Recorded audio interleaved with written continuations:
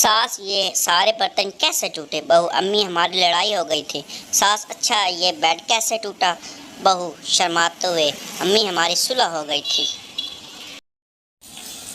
बीवी सुना है जन्नत में शौहर को बीवी के साथ नहीं रहने देंगे। शौहर सही सुना है। बीवी ऐसा क्यों? शौहर पगली इसलिए तो इसे जन्नत कहते हैं। शेख सरदार जी 12वीं मंजिल पर खड़े थे। किसी की आवाज़ आई, वो पागल खान तुम्हारे बेटी भाग गया है। यह सुनते ही सरदार जी ने नीचे छलांग लगा दी। 10वीं मंजिल पर पहुंचे तो याद आया अपना तो कोई बेटी ही नहीं है। 5वीं मंजिल तक पहुंचे तो याद आया अरे हमारा तो अभी शादी नहीं हुआ। और जब नीचे गिरे तो याद आया कि हमारा तो नाम ही गुल खान नहीं है। ये कौन गुल खान था?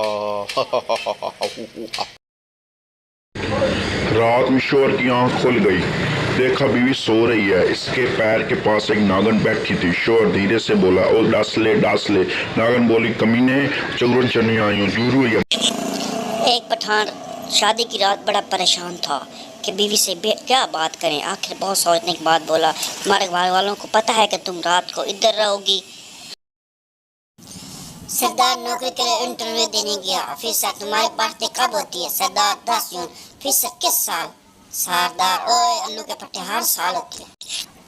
लड़का तुम्हारी तस्वीर इंटरनेट पर लीक हो गई है। लड़की बगैर दुपट्टे के, लड़का नहीं बगैर मेकअप के। लड़की ओए मैं बर्बाद हो गई।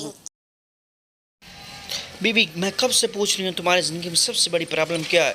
बस मुझे ही देख के जा रहे हो, कुछ बताते क्यों नहीं? उम्मीद करता हूँ दोस्तों मुझे मेरी वीडियो आपको पसंद आई होगी। मेरे लाजमी कमेंट में बताइएगा। आपके देखने को बहुत शुक्रिया। जज़ाक